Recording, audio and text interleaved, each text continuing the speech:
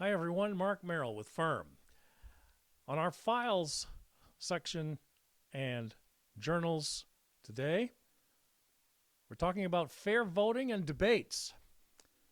There's going to be a lot of questions and hopefully some answers that Maine people need to hear from their true and trusted political leaders coming in 2026. Some new ones, hopefully. Well, Bobby Charles, as you see before you here, is going to be doing one of his first on-air and live debates in the Auburn area. That's coming up on February 25th. And he's going to debate anti-ICE Democrat Troy Jackson, he calls him, in the Maine gubernatorial debate. And it's a defining moment, says Mr. Charles. In Maine, you either back law enforcement and defend your communities, or you stand with radicals who only make excuses for criminals and attack ICE. If you want to stand with me in this fight, he says he's offering debate tickets, eligibility opportunity, where you can go to find out more. It's at bobbyformaine.com, bobbyformaine.com. Troy Jackson, he says, has embraced soft-on-crime policies that shield illegal immigrants and undermine cooperation with ICE. Those policies have created more chaos, higher costs, and greater risks for Maine taxpayers. During the debate, Mr. Charles says he's going to look him in the eye and make him answer for it. The debate will put two competing visions for Maine in front of voters: restoring public safety, supporting law enforcement, and putting Maine citizens first, versus the soft-on-crime Augusta Democrat agenda that rewards criminals and punishes working Mainers with higher costs. Mr. Charles says this isn't complicated. Maine families want safe streets, affordable living, and leaders who won't surrender control to criminals, cartels, and radical activists. Mr. Charles says he's running on cutting crime, cutting taxes, and putting Mainers first. The debate will be live streamed on Facebook, on his page, on Bobby Charles' Facebook page, so every Mainer can watch the contrast in real time. The deadline to qualify for tickets for the event for February 25th is February 22nd, about another week. He says, finally, in his opening statement that was sent in an email, "I'll be on the stage fighting for Maine. Join me," says Bobby Charles, Republican candidate for Maine governor. And once again, we'll put his site up on our notes as well, folks. It's bobbyformaine.com, bobbyformaine.com. So as we start off the program here, folks, I'm going to get to the other side of the dirty political schemes that we, the people of Maine, need to stop.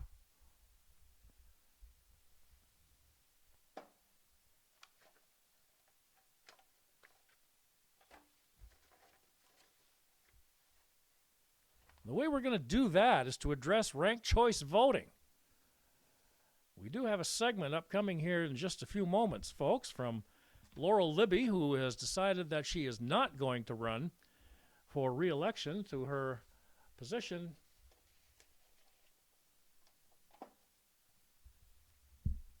in Auburn and Minot. But she is renaming her program here that she started. Her organization was Speak Up for Life, as you see we have here, but she's plainly just calling it, bottom line, Speak Up. In her introductory email, where she was doing an interview recently, Ms. Libby came up with, did you know that Maine is one of only 2 states that have passed ranked choice voting into law, and that the other state is working to repeal it? Well, in this episode of Speak Up, she says, we talk honestly about ranked choice voting and why it matters not just in Maine but across the country. She says here was one moment that stuck with her.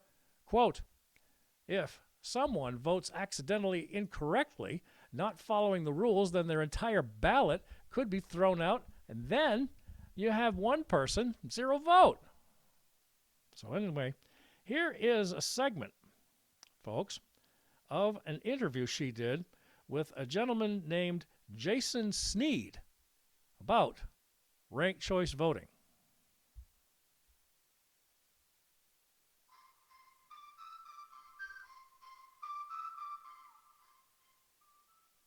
Hi there, and welcome to Speak Up with Laurel Libby. Today I'm excited to be joined by Jason Snead. Jason Snead is the Executive Director of the Honest Elections Project. He previously spent a decade at the Heritage Foundation as a Senior Policy Analyst, where he managed the development of the Heritage Election Fraud Database and became a recognized expert on election integrity, criminal justice reform, and technology policy. He holds a master's in public policy from George Mason University. Welcome, Jason. Thank you so much for coming on today to talk primarily about ranked choice voting, but to share your wealth of knowledge with us. Well, thank you for having me. It's great to be with you. So with that, folks may not know what the Honest Elections Project is. Can you outline what that is, talk about it, and what you do exactly with that project? Well, the Honest Elections Project is an organization that is dedicated to fighting for every American's right to vote in free and fair elections. So we are working with lawmakers and state legislatures across the country and with folks in Congress, trying to, as we always like to say, make it easier to vote, but also harder to cheat. And our North Star is delivering an election that can inspire confidence in voters so that they continue to participate in the democratic process and they can trust the results of their elections. And we know what sort of an agenda that actually looks like in practice, which is not necessarily what you might read in the pages of the New York Times, for instance, but it's things like voter identification laws, proof of citizenship requirements, and fighting against ranked choice voting so that it's actually easy to participate as an everyday voter. So we're working actively all across the country trying to advance the ball on common sense election integrity reforms that, again, are what overwhelming majorities of the American people want, and we want to make sure that their voices not drowned out in the political fray that we see dominating the news coverage of these issues. Yeah, making sure that their voices are heard, and that policies are passed that they support, making sure that their voices are heard at the polling place. I mean, I want to hit back on that point that you made, giving people faith and trust that their voice is heard when they are voting.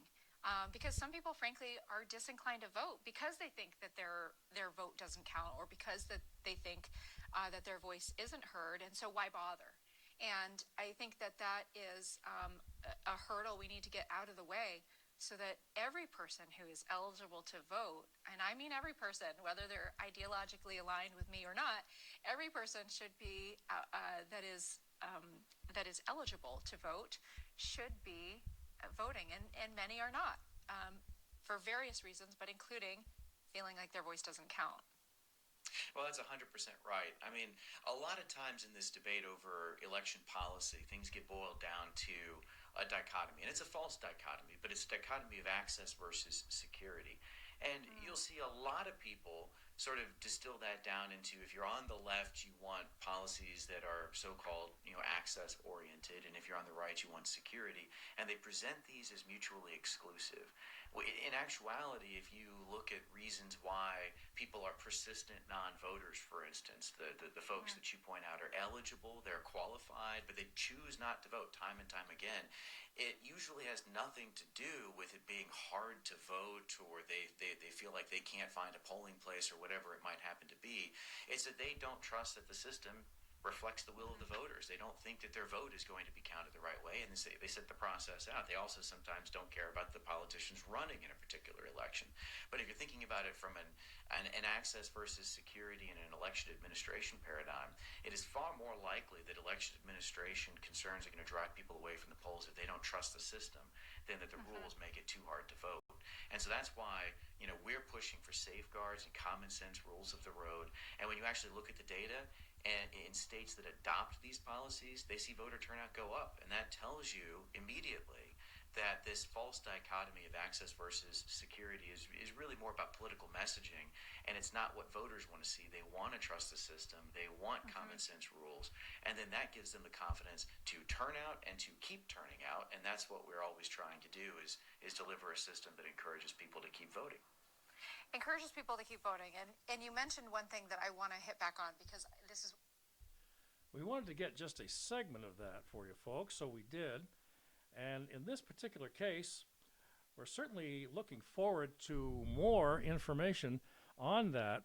She spoke with Mr. Snead for about 50 minutes, so you can go ahead and get this information from Laurel Libby on her site, and it's recommended to go to Speak Up with Laurel Libby, or you can try Laurel at laurellibby.com.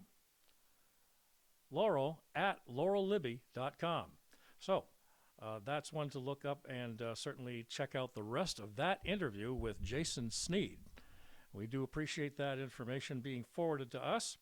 In the meantime, we are certainly going to go ahead and make sure that that's put aside and in our archives right now, folks. And we do appreciate all of that information coming to us just before we were able to get that onto our program for today.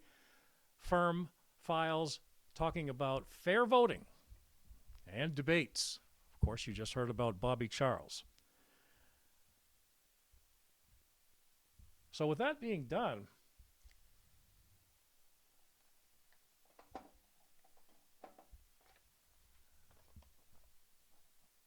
it seems that Janet Mills can't figure out what the heck her agenda is anymore. Now that she's decided to ignore and snub Donald Trump as far as Title IX, you'll recall, way the heck back last year. And then she said she was going to go ahead and do the same thing as Shelley Pingree, our state congresswoman in the 1st District, and just walk away, Renee, as the old song used to go, and just ignore Trump and his address to the United States people in about a few more days. So, the last thing we have on our agenda here, folks, under fair voting and debates is like, does Janet Mills know where the heck she is? Anybody seen Janet?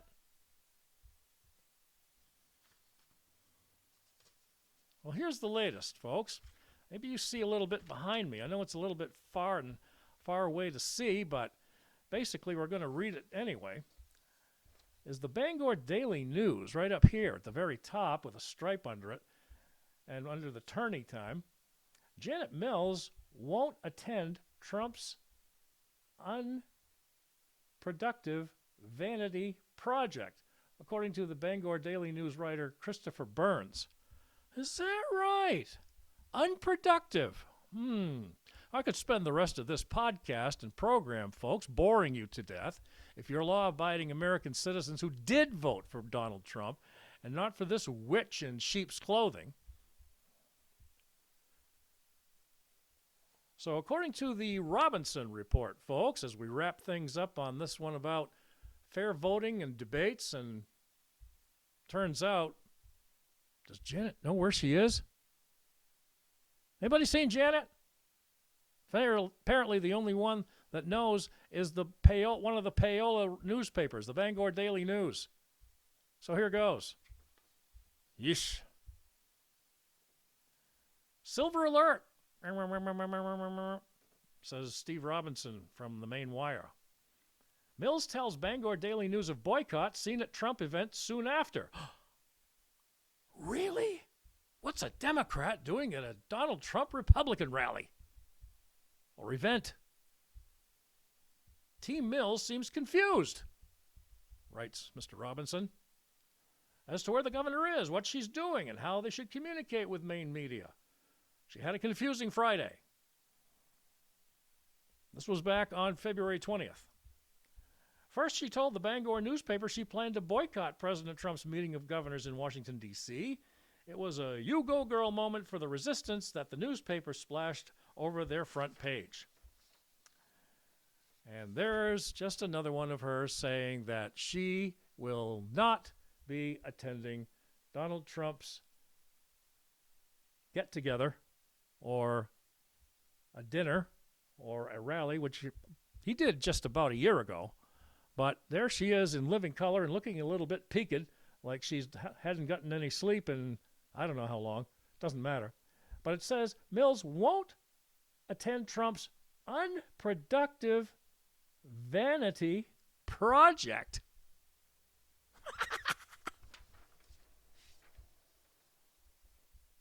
Few hours later, Ms. Mills was photographed sitting meekly at the event she claimed she was boycotting. Mr. Robinson of the Maine Wire, editor-in-chief, by the way, says, "Can we get a silver alert on Mills?" First, she tells the Bangor Daily that she's boycotting a real Donald Trump's governor's event, but there she is, looking like a wet cat. Is she confused? I don't know. Did she lie to the Bangor Daily News? What's going on? As he signs off on the Maine Wire. But the discrepancy, folks, was too obvious for even the Bangor newspaper to ignore. The outlet, which was received $2.4 million, that's right, damn it, in no-bid contracts, among other newspapers, from Mills via its marketing arm, Pulse Marketing. It quickly changed the headline after the Maine Wire started flagging the disconnect. She was photographed at a meeting with Donald Trump after saying she was skipping it. This written up by the Bangor Daily's Michael Shepard along with Christopher Burns. So what's going on? Other than, of course, Mills' ragtime operation clearly headed for defeat in the Democratic U.S. Senate primary against Graham Plattner, that is. Apparently that's the truth, folks. She's not showing up anywhere in the polling. That'll be in June, however. We'll have to wait for the Bangor Daily, the only outlet that Mills staffers will use as a mouthpiece and stenographer, to give us a new update. So that's what's going on, folks. In the meantime, we are here for you all the time. We are firm. Fairness in Reporting Media, as you can tell right here. Fairness in Reporting Media at gmail.com. Fairness in Reporting Media at gmail.com. 24 hours a day, 7 days a week. We have podcast galore on YouTube, X, and now, over the past couple of weeks, actually going on 3 weeks, we are on Substack.com, and we'll make sure that you have those links as well. Always remember, folks, to keep in mind the First Amendment, which we uphold all the time. And get yourself a copy, folks, right here, of the Declaration of Independence, the Constitution, and the Bill of Rights in one pamphlet by going to Hillsdale College, which is hillsdale.edu. Let's try that again. Hillsdale.edu, Hillsdale College. We provide tons of these wonderful pamphlets here, all for students, both pre-college and during college, and for all family members who obey the law of this country from one coast to the other. Pray for us all, ladies and gentlemen, in the state of Maine, for new leadership, that the GOP will come through with men like Bobby Charles and the 7 other candidates for governor out there as well as 3 independents that we know of. And also pray for our president, his cabinet, that things can become stabilized in this country once and for all. Stay safe, everyone. Peace as well.